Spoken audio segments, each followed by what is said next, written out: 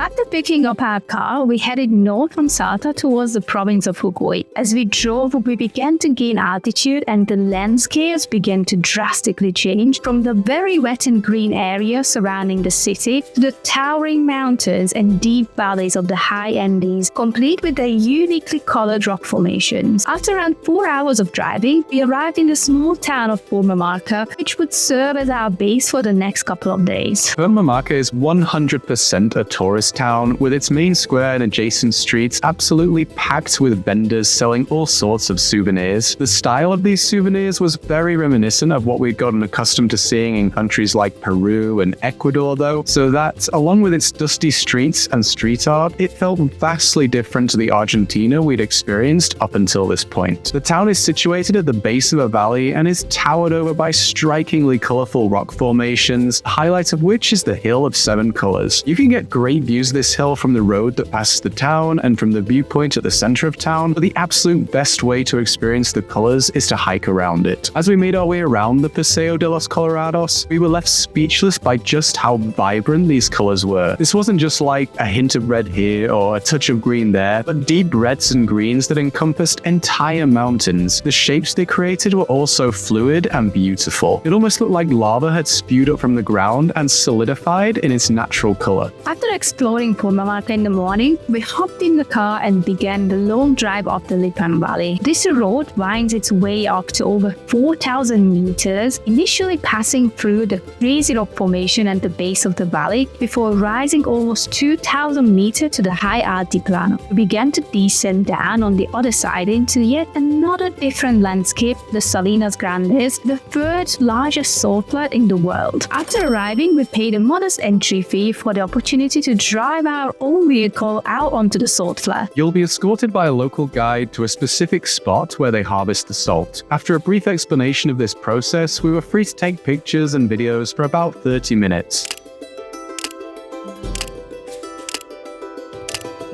The next day, we headed north of Purmamarca to the town of Humahueca, where we left the tarmac behind and climbed up another hair-raising pass towards the 14-colored mountain. This was definitely the trickiest road we had to drive on during this trip. However, it's still more than possible with our 4x4, and the payoff at the top made it all worthwhile. You can actually hike down from the car park for a closer look at the mountains, but be prepared for a very steep hike back up again. Not easy when you're over 4,000 meters. Make yourself feel better, grab a deliciously fresh cheese and tomato tortilla from one of the many vendors selling them at the top, and sit back and enjoy the view.